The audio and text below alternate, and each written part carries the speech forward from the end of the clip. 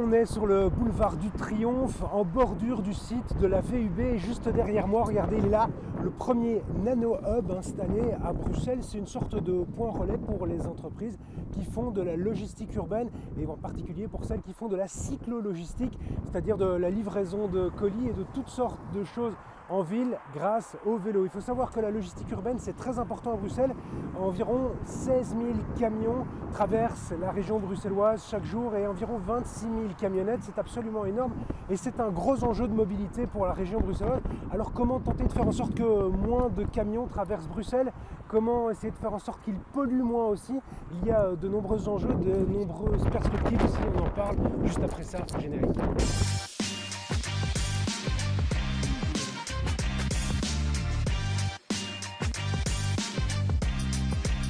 Bonsoir à toutes, bonsoir à tous, bienvenue dans le tram, ravi de vous retrouver. La logistique urbaine, un énorme enjeu en termes de mobilité. Nous sommes avec Charlotte Debrou, vous travaillez chez Bruxelles Mobilité, vous travaillez au service planification. La logistique urbaine à Bruxelles, ça représente quoi? Comment on peut le quantifier, Charlotte? Alors on sait qu'on a à peu près 16 000 camions qui rentrent chaque jour à Bruxelles. C'est un chiffre qui est stable d'année en année, depuis une dizaine d'années qu'on fait des mesures. Quant aux camionnettes, on sait que là, par contre, on a une augmentation assez nette. Si on regarde les principaux axes de pénétration dans Bruxelles, on voit qu'entre 2018 et 2023, on a 20% d'augmentation, ce qui fait que les camionnettes représentent en moyenne dans Bruxelles 11% des véhicules qui circulent.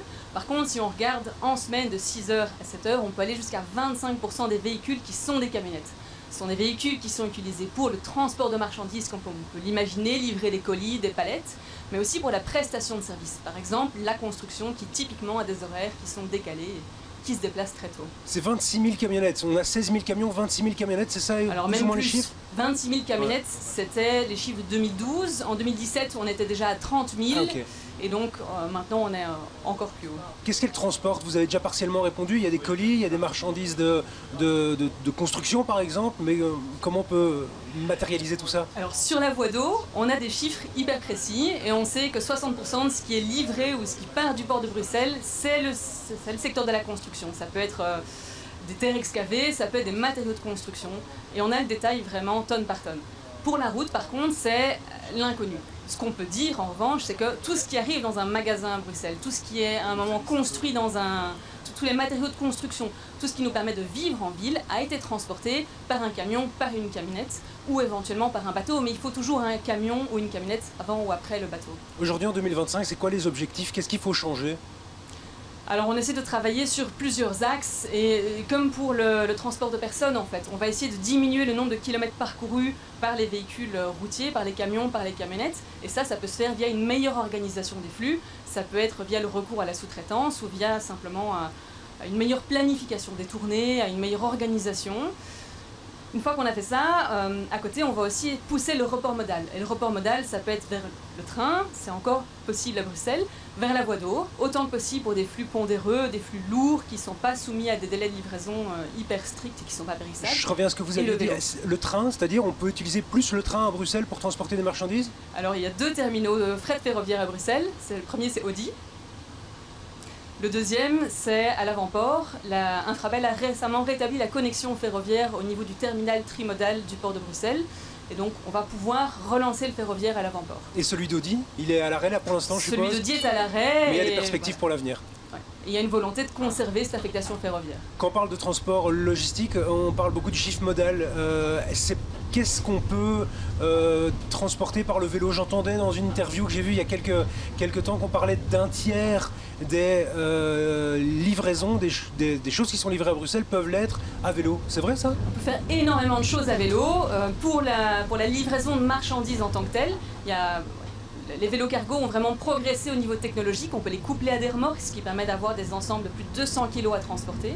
C'est très pratique pour aller dans des zones denses, pour aller dans des zones plus difficiles d'accès en camionnette.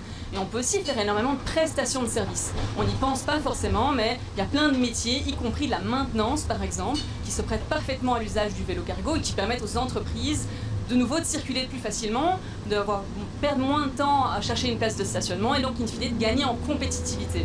Vous, chez Bruxelles Mobilité, quels sont vos meilleurs arguments en quelque sorte pour pousser les entreprises à effectuer ce shift modal? c'est de regarder celles qui sont déjà passées vers la voie d'eau, mais aussi vers le vélo cargo, et simplement discuter avec elles. On sait que c'est compliqué, changer ses habitudes, même en tant que particulier, c'est difficile. En tant que professionnel, c'est encore plus compliqué, ça prend du temps, donc ça coûte de l'argent. Mais celles qui l'ont fait, en général, sont ravies. On a des salariés qui nous disent qu'ils sont moins fatigués après avoir livré toute une journée en vélo qu'en camionnette, aussi étrange que ça puisse paraître, parce qu'il y a moins de stress, simplement, et parce qu'ils sont économiquement actifs. Et économiquement aussi. Il faut vraiment regarder en fonction de la densité, mais on a certaines entreprises qui parfois font jusqu'à x2 dans le nombre d'interventions qu'elles peuvent prester sur une journée. Gros enjeu quand on parle de livraison camionnette par exemple, mais camions aussi, les places de stationnement, comment est-ce qu'on opère à ce niveau-là? C'est un gros problème, on voit souvent qu'il y a des voitures qui sont garées dessus. En effet, alors on va essayer de pousser autant que possible les livraisons à se faire hors voirie, comme ça il y a moins d'interaction avec les usagers actifs, il y a moins de risques que les aires de livraison soient occupées, mais quand c'est pas possible, c'est le rôle de pouvoir public de prévoir suffisamment d'aires de livraison à proximité des grands générateurs de déplacement. Et on essaie de progresser vraiment dans le contrôle pour faire en sorte que ces aires de livraison restent libres, qu'elles ne soient pas squattées par des voitures. Parce que ça, c'est un problème. Après, le livreur se retrouve en double fil et ça crée un risque pour tout le monde, ça embête tout le monde. Voilà. Je vous encourage tous, respectez les aires de livraison. Message reçu. Dans les prochaines années, est-ce qu'il y aura plus d'aires de livraison comme on a l'habitude d'en voir? C'est l'objectif? Plus qu'une question de quantité, il faut s'assurer qu'elles soient bien dimensionnées, qu'elles soient au bon endroit et qu'elles soient contrôlées correctement. Je sais que c'était l'un des points du plan Good Move, les itinéraires poids lourds. On en est où ça pour la logistique urbaine? Alors, la nouveauté dans Good Move, c'est qu'au niveau de la spécialisation multimodale des voiries, on a développé un réseau spécifique aux poids lourds. Ce réseau ne veut pas dire que les poids lourds ne peuvent pas aller ailleurs, parce que tout le monde doit pouvoir déménager, Bruxelles Propreté doit pouvoir passer. Par contre, ça veut dire que sur ces axes qui sont considérés comme poids lourds plus ou poids lourds confort, eh bien, on veut assurer une qualité pour le conducteur, une séparation avec les modes actifs, s'assurer que les poids lourds soient à l'aise dans les endroits où c'est normal qu'ils soient, donc sur les voies qui permettent d'accéder aux principales zones industrielles et portuaires. Revenons-en brièvement au vélo. J'ai envie de vous poser la question de ce nano-hub qu'on a vu en introduction. C'est quoi ce nano-hub? Alors c'est un nouveau maillon dans la chaîne de l'immobilier logistique. Il faut savoir que la cyclo-logistique est vraiment compétitive quand on reste dans un rayon de 3 à 5 km du dépôt. Bruxelles fait plus que ça. Et donc l'idée c'est d'avoir une espèce de grosse boîte dans laquelle on puisse déposer 2 palettes ou 2 conteneurs vélo pour que le coursier à vélo puisse venir directement là, loin de son hub principal, se réapprovisionner et livrer le quartier sans devoir parcourir des kilomètres qui coûtent cher. C'est un point relais en quelque sorte pour les professionnels. À destination des cyclo-logisticiens. On en verra de plus en plus. Là, il y en a un à Bruxelles, si je ne me trompe pas. Il y en a d'autres qui arrivent? Il y en a 9 autres qui arrivent. Et on cherche des endroits activement où les placer pour que ce soit utile pour les entreprises. Ouais, je crois me souvenir que ça a été testé à Genève. Gros enjeu à Bruxelles, le vandalisme par rapport à ce genre d'endroit. C'est un enjeu, je suppose. C'est un enjeu, comme pour la mobilité partagée. On a vu que Miles, par exemple, partait récemment de Bruxelles à cause du vandalisme, entre autres. Donc voilà, ça fait partie des choses qu'on va tester. Merci Charlotte. On voit un petit peu la question de la compétitivité qui revient souvent pour les entreprises, évidemment. Est-ce que c'est réellement compétitif? Et puis aussi, quand on parle de poids lourds, on sait qu'on aura... on ne va pas se débarrasser de tous les camions à Bruxelles, mais il y a peut-être d'autres manières de fonctionner en étant plus efficace. Et c'est là qu'on va voir un projet qui est mené en ce moment-ci à Bruxelles. Marc Gosnars, bonsoir. Vous êtes directeur de Shipit. Shipit, c'est quoi en quelques mots? Shipit, c'est au fait une société anversoise, un armateur. Donc on est propriétaire de bateaux de 11 péniches qui circulent un tout petit peu partout en Europe. Entre autres, on a aussi récemment acheté quelques sociétés, par exemple aussi une société à Liège qui s'appelle Sonef. À chaque fois dans la logistique urbaine. Chaque fois dans la logistique urbaine, mais dans la logistique durable plutôt. On va parler justement du projet Kitco. Oui. C'est quoi ce projet? Ça part d'un constat. Expliquez-nous ce constat. Je vais peut-être commencer avec le début. Allez-y. Donc, on sait très bien qu'à Bruxelles, il y a 16 000 camions qui rentrent chaque jour. Un quart de ces camions, donc 25%, est lié à la construction. C'est-à-dire que ces 25%, ces 4 000 camions, il y a au minimum la moitié qui n'est pas chargée complètement. Et de ce moitié, il y a encore une grande partie qui est chargée avec 2-3 palettes, tandis qu'un grand camion peut porter jusqu'à 33 palettes. Donc, on a commencé à Bruxelles en livrant les grosses œuvres.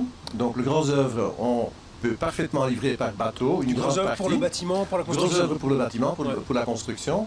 On peut facilement livrer une grande partie par bateau.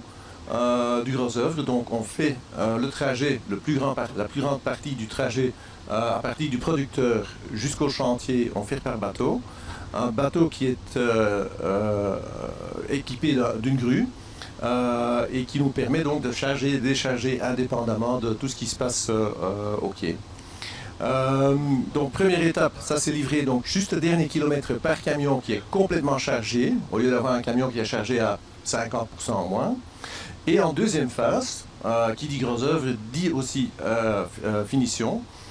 Donc pour la finition, on a mis un projet au pied qui s'appelle Kitco. Et Kitco, ça permet au fait de livrer, au lieu de livrer avec des camions qui sont plus qu'à moitié vides des chantiers, avec une palette de temps en temps, donc c'est un peu scandaleux. On livre avec une combinaison, un kit de différentes marchandises. Donc c'est-à-dire que par exemple, si moi j'ai un camion avec plein de baignoires, plutôt que d'avoir des baignoires et de faire tout le tour de Bruxelles, on a une palette avec une baignoire, avec quelques autres trucs dessus aussi, et comme ça on maximise en quelque sorte le chargement du camion. Exactement ce que je voulais dire. Donc celui qui a normalement le camion plein de baignoires, il vient livrer ses baignoires chez nous. Celui qui a les pots de toilette, il vient livrer ses pots de toilette chez nous. Le parquet sera livré chez nous dans un grand dépôt.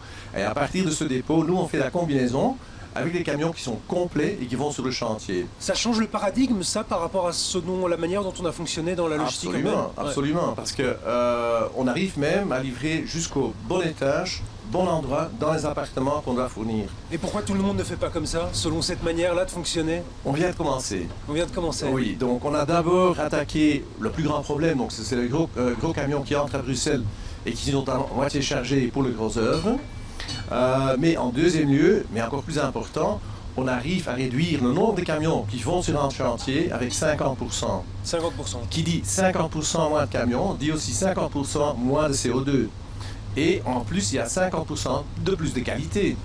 Donc, oui, je t'écoute. Les entreprises, elles sont partantes de recevoir leurs marchandises comme ça, parce que pour elles, ça change tout aussi. C'est qu'on reçoit la marchandise en kit. Oui. Elles sont séduites par la formule? Ceux qui ont déjà travaillé avec nous, donc on a fait 2 tests et maintenant les tests étaient assez conclusifs, donc on va vraiment en pratique maintenant. Donc le premier chantier qui commence, le vrai chantier qui commence, donc pas en test en avril. Et là, il y a des sous-traitants qui étaient actifs dans les autres chantiers où on a fait des tests, qui sont tout à fait enthousiastes et qui veulent continuer le service comme ils ont eu de chez nous. En termes de compétitivité, ça représente quoi? En termes de compétitivité, ça représente que le parquetteur ou le carreleur qui arrive le matin, au lieu d'aller chercher ses marchandises partout dans le bâtiment ou dans le site, il va directement retrouver le parquet qu'il va mettre dans l'appartement, au bon endroit dans l'appartement, la baignoire exactement dans la salle de bain où elle doit être, donc ils peuvent commencer directement. Donc ces gens qui doivent faire du parquet, qui doivent faire du carrelage, sont en train de travailler, sont en train de faire le travail pour lequel ils sont payés. Ce modèle de livraison en kit, il vient d'où? Ça n'a pas été inventé ici, ça vient de Londres si je me trompe pas. Ça vient de Londres en effet, mais nous on fait la combinaison gros œuvre, finition, ce qui est unique en Europe et je crois peut-être même dans le monde. Et même dans le monde, et ben voilà. 50% de camions en moins, c'est ça que vous disiez selon vos calculs? Ouais. Oui. Et c'est à quel horizon que vous espérez séduire de nombreuses nouvelles entreprises? On a vraiment envie de le faire, donc c'est pour ça que ça me fait plaisir d'être ici, bien sûr. Ouais, vous avez des clients qui sont séduits par la formule, qui veulent maintenant se lancer? Absolument. Donc on est fortement supporté par le port, on est supporté par la Confédération de la construction, donc Mbuild. On est très fortement aidé par Innoviris, par BC qui connaît notre projet. Aussi par Buildwise, qui est une organisation qui fait des études pour la construction. Donc il y a énormément d'attention, énormément d'intérêt pour le projet. Et il y a de plus en plus de sociétés de construction, d'entrepreneurs qui font vraiment la demande et qui commencent à nous faire confiance. Eh bien, on va suivre ça de près. On se revoit dans 5 ans pour faire un petit peu le bilan, Marc? Peut-être dans 2 ans même. 2 ans, allez, 2 ans, l'invitation est prise. Merci à vous d'avoir été avec nous, Marc. Merci à vous toutes, à vous tous de nous avoir suivis. On se revoit pas dans 2 ans, un petit peu plus tôt, on se revoit la semaine prochaine. Même heure, même tram, excellente soirée.